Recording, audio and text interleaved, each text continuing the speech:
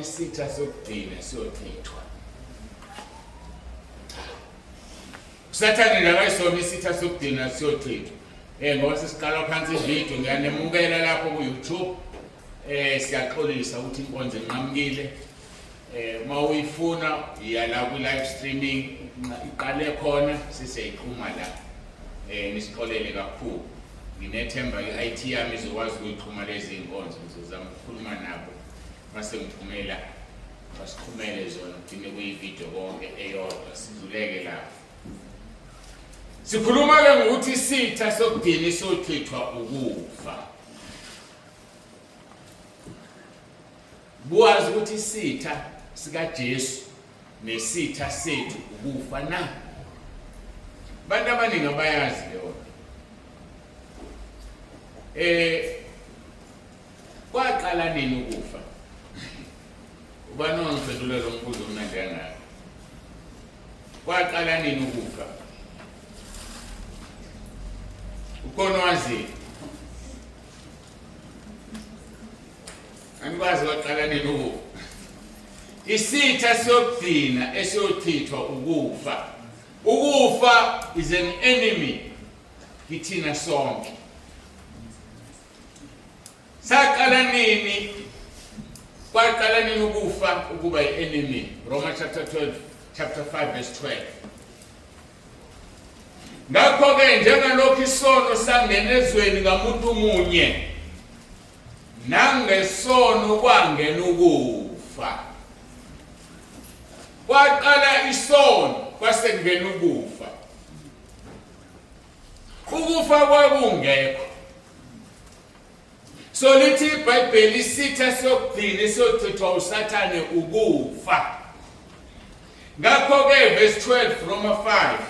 Njengalokhu isono sangena ezweni ngamuntu munye, nangesono kwangena ukufa. Kanjani na? Uthi uNkulunkulu ku-Adamu, yidla yonke imithi ekhona ungadli lo, ngoba-ke wadla uzofa nokufa. Kwakungekho ukufa. Kwangena ngesono. Baqale badla. Mase bedlile bafa. Hayi lokhu kufa kwakushiwo inyoka. Ithi inyoka ku-Eva, ngempela uNkulunkulu ushilo yini ukuthi uma nidlala nizofa na? Uthi u-Eva, yebo. Ithi inyoka, hayi benikhohlisa ukuthi nizofana naye. Ngeke nife. Nature yomuntu kulalela okudaliwe kunomdali. Lalela inyoka, lalela uSathane kunomdali. Badla ngempela basibona bengafi. Kanti bafile spiritually.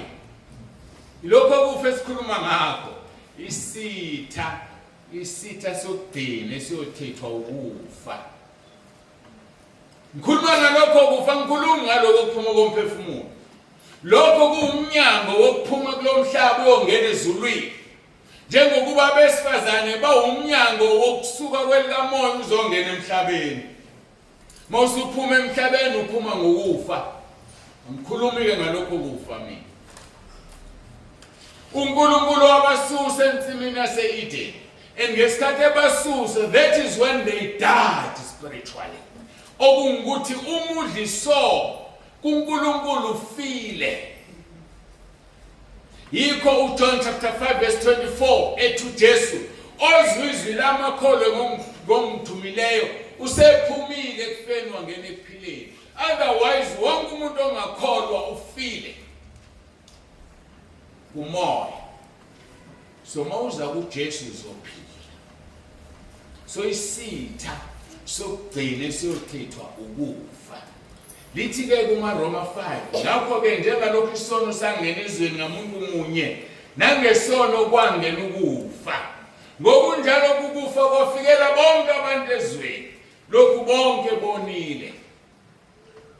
So ukufa kwasifikela sonke. Ngiphinde ngidizilele, asikhulumi ukufa kokuphuma kophefumulo. That is why lithi izwi lenkosi, bonke bonile basilalelwe inkazimulo kaNkulunkulu, meaning bonke bafile, sizalwa sifile ngoba sizalelwe esonweni. Woza kuJesu ngokuvuka nophila, okholwa uye noma efike ophila. John chapter 11 ekhuluma noMartha, kufanele ahambe ayovusa uLazaro ethuneni. So woza kuJesu uzophila. Uma uyikholo elihlebayo ufile, uma uyikholo lenkanuko ufile, uma uyikholo elebayo ufile, uma uyikholo elenza into ephambene nekaNkulunkulu ufile. Asingabi amakholwa afile, ngoba ngesikhathi chitha isitha sokudina singukufa, sochithwa ngoba wena ukusethibini lomlilo kuwukufa kwesibili, ichibi lomlilo. So ke kuthiwa ke ngokuba isono sasikhona ezweni kungakabikho umthetho, kepha isono asibalelwa ungekho umthetho. Asikho isono umthetho ungekho. The day uNkulunkulu ashayela uAdamu umthetho wathi ungadla yonke indawo ungadlila, kwaba umthetho. Lo mthetho waholela ukuthi kube khona isono. Isono saholela ekuthenini kube khona ukufa. Yabona izinto ziconnected. Uyichazile lento umpostoli Paul kwabaseKorinti. Uthi kumasikala kuverse 55. Kufa kuphi ukunqoba kwakho na? Kufa luphi udosi lwakho na? Udosi lokufa isono, namandla esono ngumthetho. Indaba iqale ngumthetho. Wathi ungadla zonke ithelo ungadlila. Ngesikhathi esha umthetho uNkulunkulu wayinika isono amandla. Amandla esono ngumthetho. Base bayona, masebonile udosi lokufa isono. So immediately wenza isono, ukufa kuyasebenza, kuyajoba. Indalwazi udosi lwenyosi. Inyosi mayitinyelile la, within few minutes usuvukela usunga. So udosi lokufa isono. So njalo mawudla isono, ukufa kuyatinyela. Ngiphinde ngidizelele, ngikhuluma ngokufa kwesibili, ichibi lomlilo. Ngikhuluma ukuphuma komphefumulo. Sonke izophuma emphefumulo. Ngaphandle kwalabo lithi mayibuya inkosi landa ibandla baguqulwe, ngeke bafe la. Kungaba yithi, kungebe yithina, kodwa sekuseduze uJesu azolanda ibandla. Okwamanje ngikhuluma ngodosi lokufa oluyisono. So ke badla isono oAdam noEva balahlelwa ngaphandle kwensimu yase-Edeni okwakungukufa kwabo. So udosi lokufa isono, amandla esono ngumthetho. Yekani ukushaya imithetho engacacile emakhaya, ngoba nithatha izingane zenu nifake esihogweni, ngoba ngomthetho othize siweqile ingane isiyonile. Mayisiyonile ukufa kuyatinyela. Khona abantu abazolahlwa ngemithetho abayeqayo yabazali. Akoba kuhle kuba imithetho ehambisana nezwi likaNkulunkulu, kungabi imithetho engacacile. Onjani umthetho ongacacile? Umthetho ongacacile ofana nokuthi la ekhaya akekho umuntu ongezwe ucaba la. Fikile inyanga izoqinisa leli ekhaya, wonke umuntu uyagcaba umthetho loyo. Kodwa masiwephule ngoba ucacile.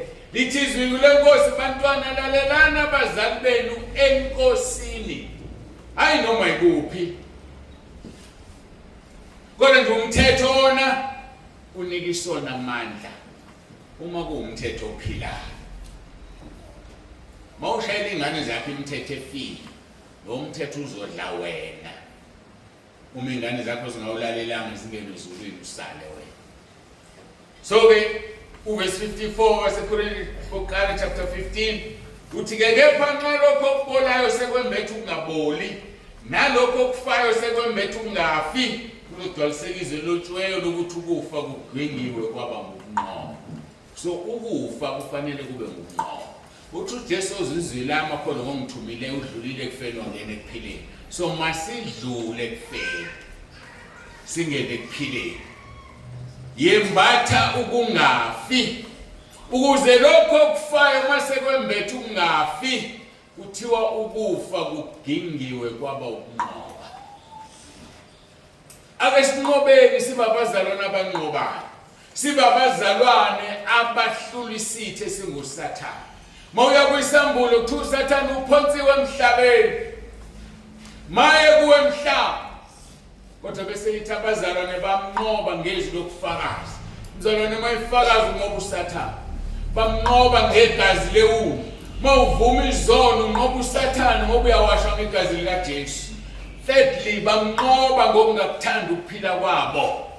Umuntu othanda ukuphila kwakhe akakwazi ukunqoba uSathane. Yikho uSathane esishaye ngalezi zinto zama make-up. Because mawenza i-make-up usola uNkulunkulu wakwenzelani wanje. So you are making yourself up for the devil. Uzilungisela uSathane. Usola uNkulunkulu wakudalelani wanje.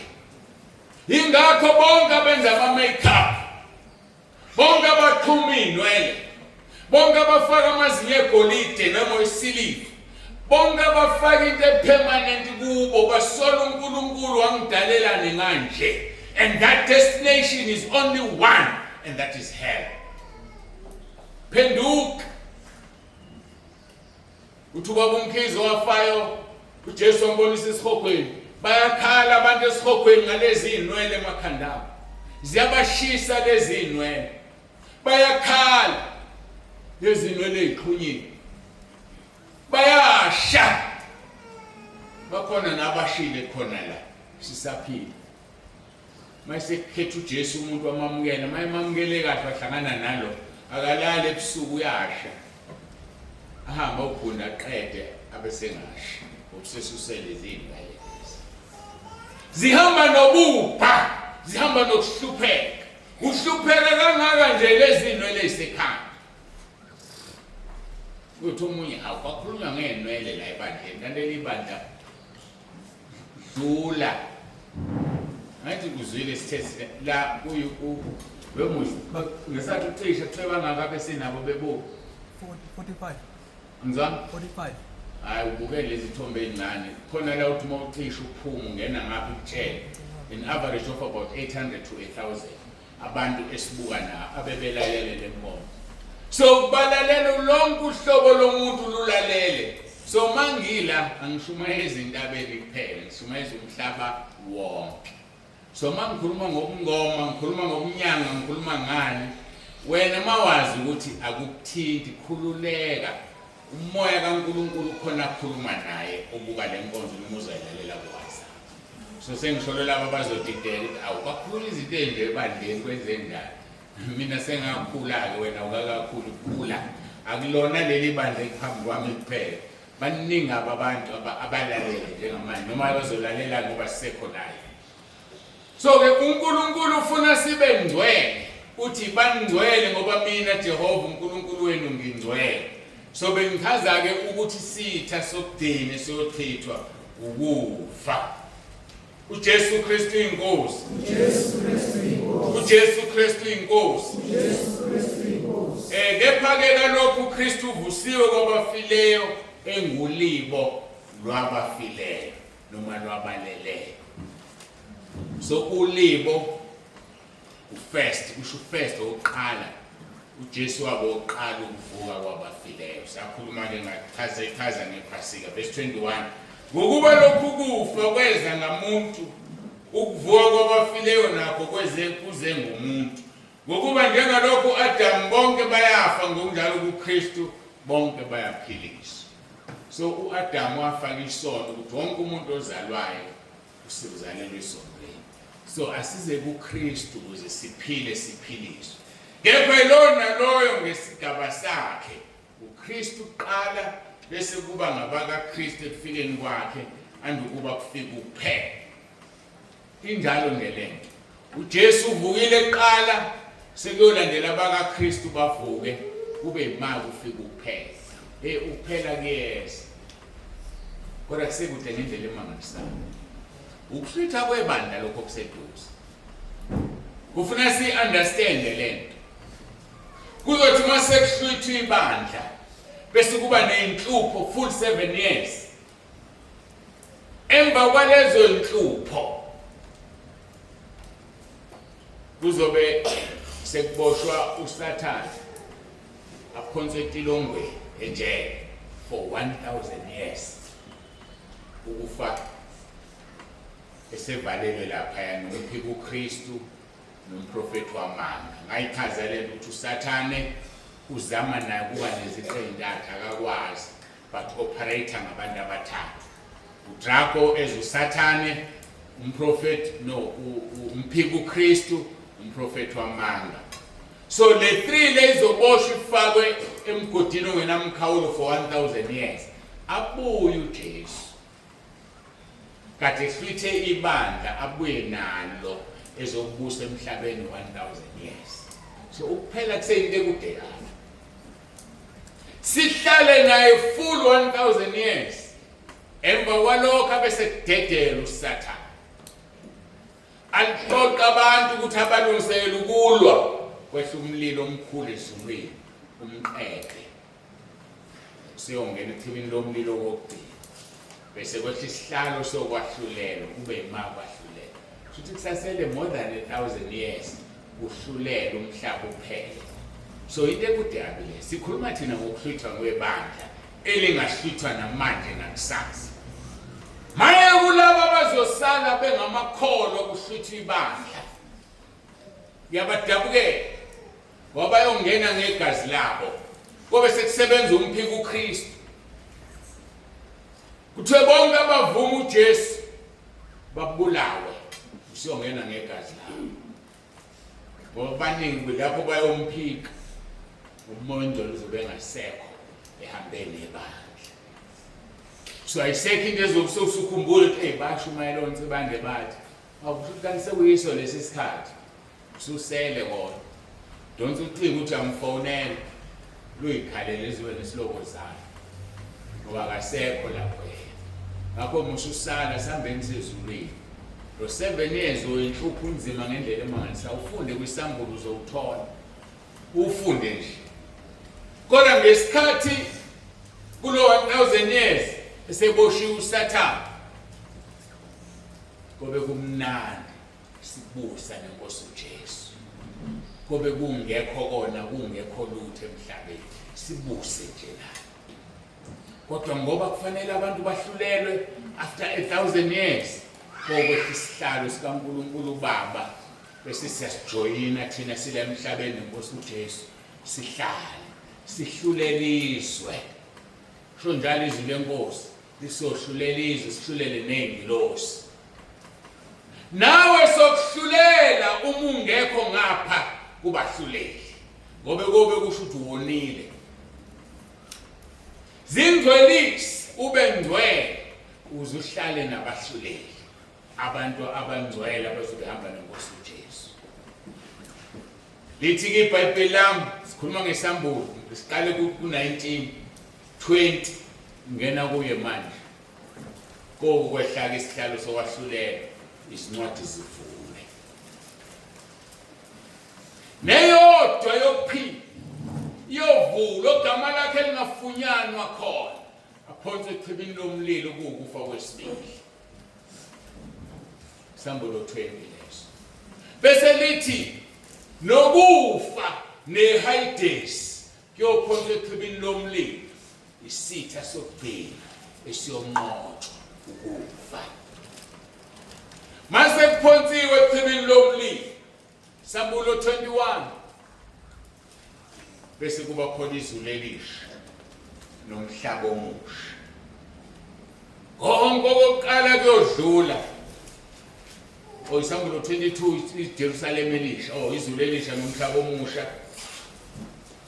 Isambulo 21 iJerusalem elisha. Isambulo 22 ufunde kobe ngasekho ukugula kobe sekumnandi ngasekho uSathane esingasoni kungasekho ukufa okwangena ngesono ngoba isono sobe singasekho. Awuthanda ukuphila kuleloso, awuthanda ukuphila kulowo mhlaba ngoba ungasekho usushile zonke lezi zinto sezingasekho sihlezi nenkosi yethu Jesu. Ngakho ke zihlanganise nale nkosi yobusa ngaleso sikhathi. uJesu Kristu inkosi. uJesu Kristu inkosi. uJesu Kristu inkosi. Ngifuna abantu abazohamba nami sekhaya izulwini. Ngifuna abantu abazongibambezela, abantu abazongitobe ngishonishalene. Ngifuna sizoya nabo ekhaya izulwini. Kodwa sihamba nabangcwele abahlanziwe ngegazi likaJesu, abavumile izono zabo, ababhabhatisiwe emanzini. Ngoba lisho njalo kuMarko chapter 16 verse 15, lithi okholwayo abhabhatiswe uyosindiswa. Asikholweni bafowethu, sibhabhatiswe, silenze izwi likaNkulunkulu, singalaleli abantu. Mawungizwile ngithandaza ngithe Nkosi ngicela ukuhlala phansi nami usebenzise lo mzimba okhuluma. So musuza la uzolalela uNsibanda akazilutho na uzohlulela. Zolalela inkosi uJesu esebenzisa lo mzimba yona ekhuluma ngomoya wangcwele. Nami ngolahla uma ngingabi ngcwele. So ngelinye ilanga ngizothi uJesu kuwe ngathi uthi wawuphi inkosi uveze leli ikhehla athi alibolele ikhehla kwangelona elakhuluma kwakuyimi engangikuwo akusekho ubuyele emuva angazi ukuthi ngoba nami ngiyazi ukuthi akumina okhulumayo kufanele ngiyenze qala lento ekhulunywa ngalomzimba wami ngoba mangingayenzi mina ngolahlwa kuqala. So mina kufanele ngiyenze ngibe nenhlanhla ngesisikhathi mayibonile uNkulunkulu ukuthi ngiyadinga ithi sengisekhaya ngihlezi ngizibona ngimile ngikhuluma kanti sengiyayitshela sengiyayinikwa le nkonzo ngoba ngiyayizwa kodwa ngizwa nami bisiyadlala emehlweni nami kungekho lutho. Bonke uNkulunkulu uyangithanda ufuna ngazi ukuthi yini ayisho ngomlomo wakhe ngoba ngizohlulelwa ngayo nami hayi wena. So asimkhonzeni kuNkulunkulu hayi umuntu, simkhonze uNkulunkulu ngobungcwele egameni lendodana yakhe uJesu Kristu asithandaza.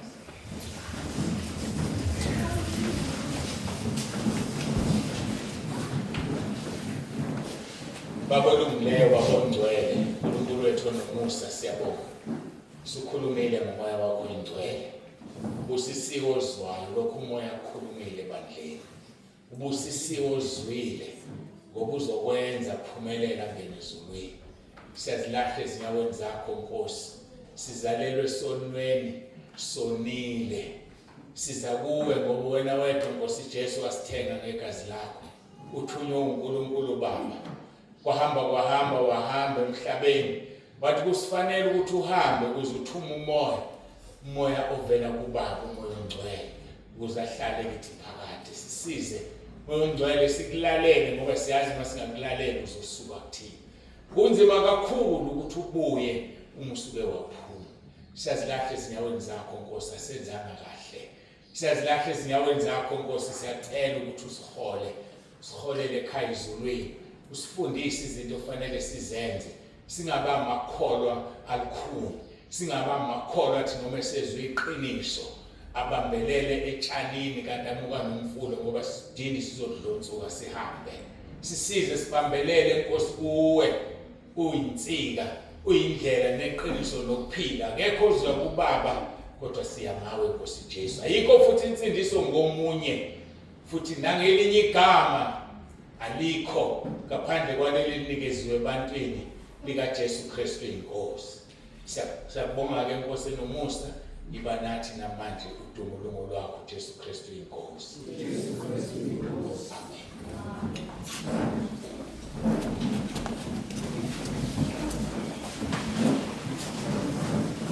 Amen.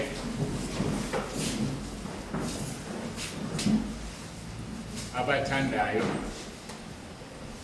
akekho phoqile abathanda ukuze ezinyaweni zeNkosi uJesu. Sizothandaza sonke base Roma 10 verse 9. Simvume uJesu ukuthi uyinkosi. Simvume ngoba verse 10 Roma 10 uthi mawuvuma ngomlomo wakho uyasindiswa, mawukholwa ngenhliziyo kuba ngokulunga, simele ukusindiswa usuku nosuku. Ngikhuluma-ke ngey'ntuli zendlela.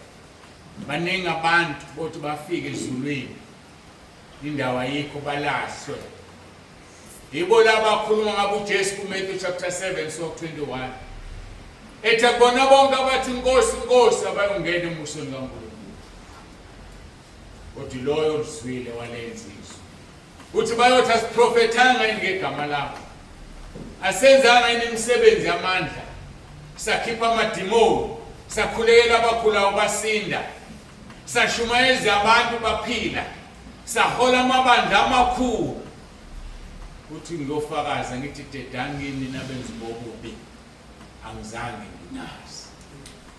So uma ufuna ukwaziwa, asithandazeni umkhuleko wathandazwa iselelesi. Sathi selelesi Jesu uzomkhumbula embusweni wakho, okungukuthi savuma sathi uJesu Kristu inkosi. Kulabo abaqalayo ukufika manje isizwe sithi uJesu Kristu inkosi, sisuke sisindiswa.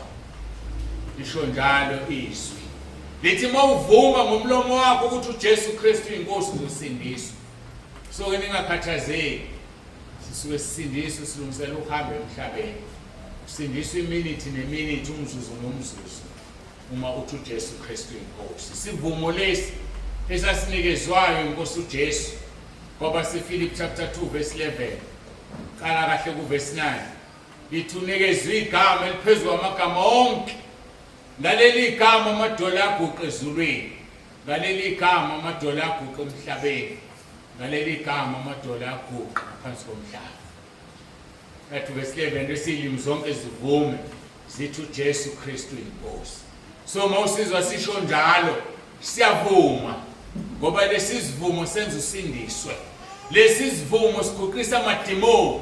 Lesi sivumo senza abantu basinde ezifweni zabo. Okusho emzimbeni wakho mawugula, bekusandla kuwe uthi uJesu Kristu inkosi kulo mzimba, osuke ugula ngaleso sikhathi. So senziswe. Mawufunda ngoba sePhilip chapter 2 verse 11 uzombona leli gama libhalwe ngama capital letters elithi uJesu Kristu inkosi. Asisho ukuthi uJesu inkosi ngoba uKristu uyafuneka. Asisho ukuthi uKristu inkosi ngoba uJesu naye uyafuneka, mathathu nje. uJesu Kristu inkosi. Mawususho njalo usumvumile, mawungaphuma manje umphefumulo uzongena undize ezulwini. Ngoba khona abantu abangadalela ukuphila insindiso, khona abantu abadalela ukuphila insindiso.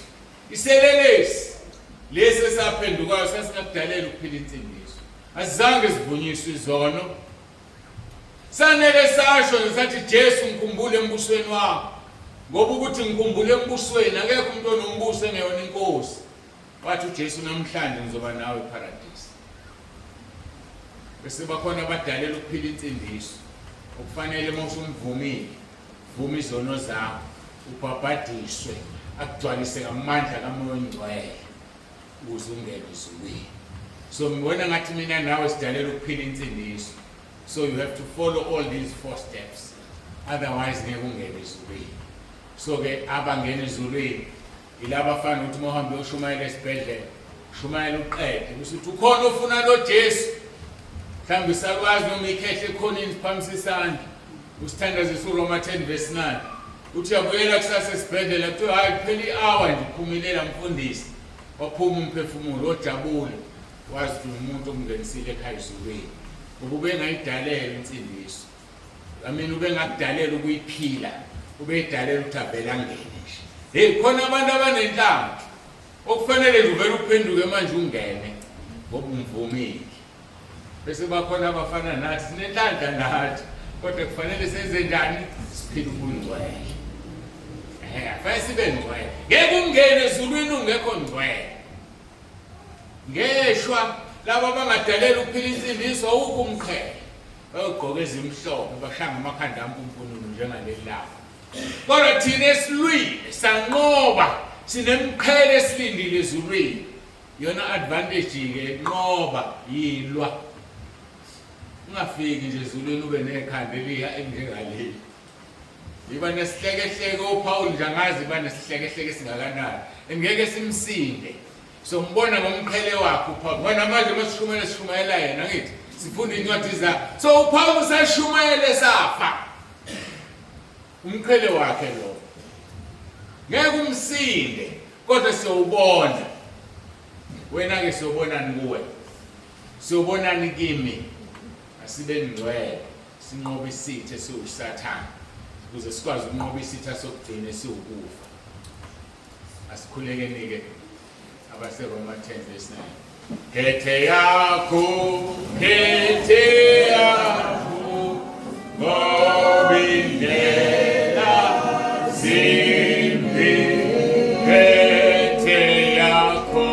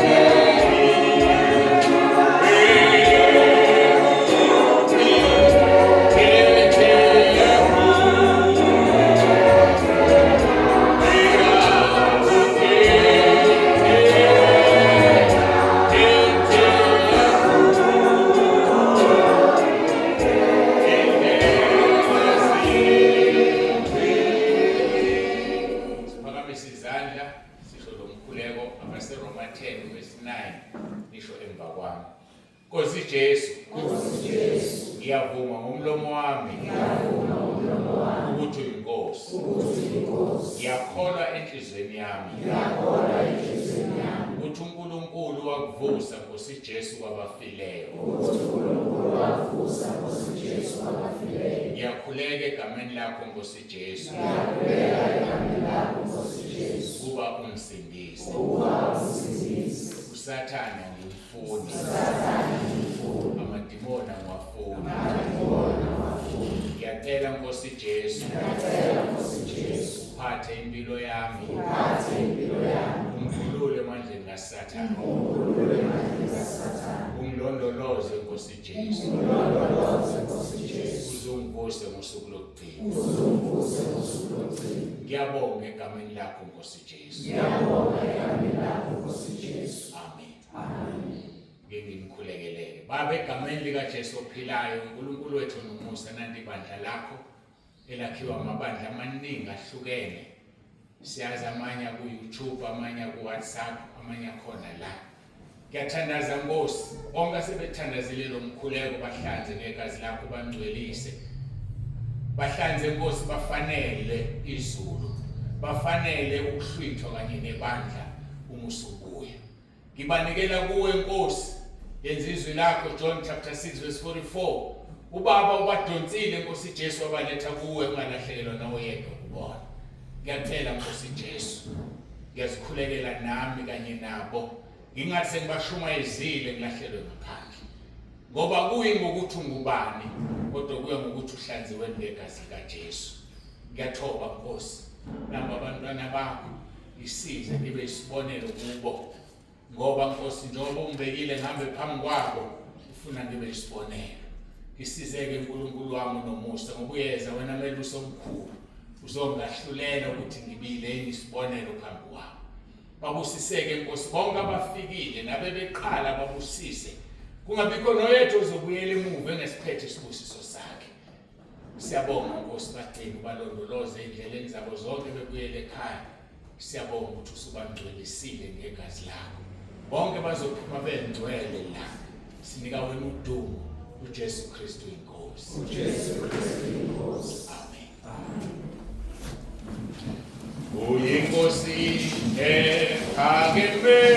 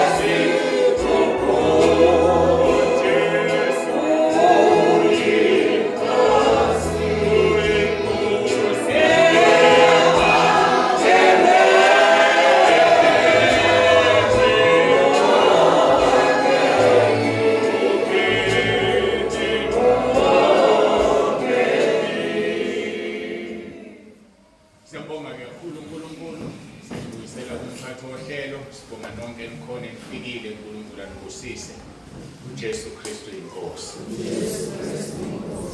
Angimeme labafikile abangekho ku WhatsApp group wala ekhaya. Mawuthanda ukungena ungangena kunama members over 10,000. Amahlela amaningi ahlukene sigcwele eSouth Africa yonke. uNkulunkulu usizile kakhulu. Ngiwana ku YouTube wami umhlaba wonke. Ngena Khalezwi igama le group. Mawusungena entabeni usungena ebandleni. But ngoba ungizwile ngingashumayela ibandla la ngishumayela ngoba kunabafundisi abangaphezulu kwe1000 WhatsApp. Bamahlelo ahlukene, abanye bafaka amabandla abo. Bayilindele nje le nkonzo ukuthi ifike kuWhatsApp. So ke uma abantu bengapheka 10,000 ukuthi ikhona lento abayizwayo phosaleleni wena. uJesu Kristu inkosi. uJesu Kristu inkosi.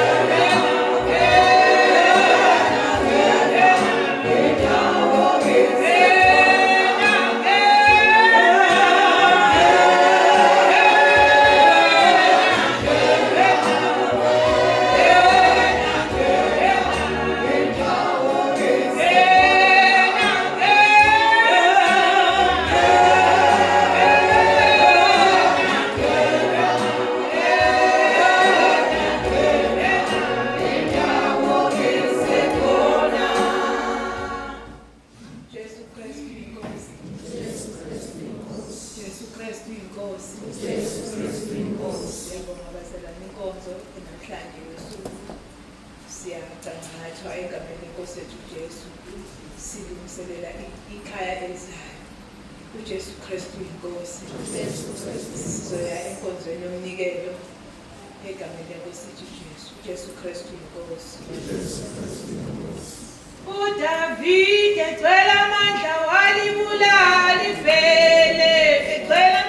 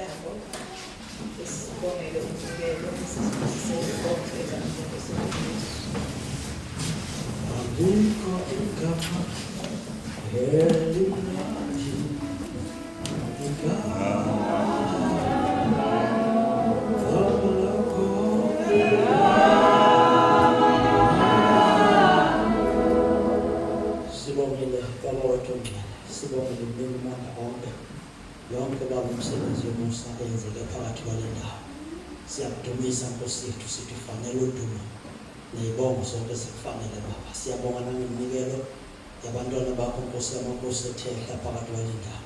Sibonga izwi lakho Baba ukhulume ngalo nomntwana wakho elivela kuwena. Siyabonga Baba ukuthi labo abathandayo uyabayala basole ngezwi lakho. Siphakamise izandla zethu Nkosi sithi Ebenezer, sihole njalo Baba ngokumsa wakho nangentando yakho. Sibongile Moya Ngcwele, sibongile Nkosi yamakhosi nangenkonzo yakho. sithi uJesu Kristu inkosi.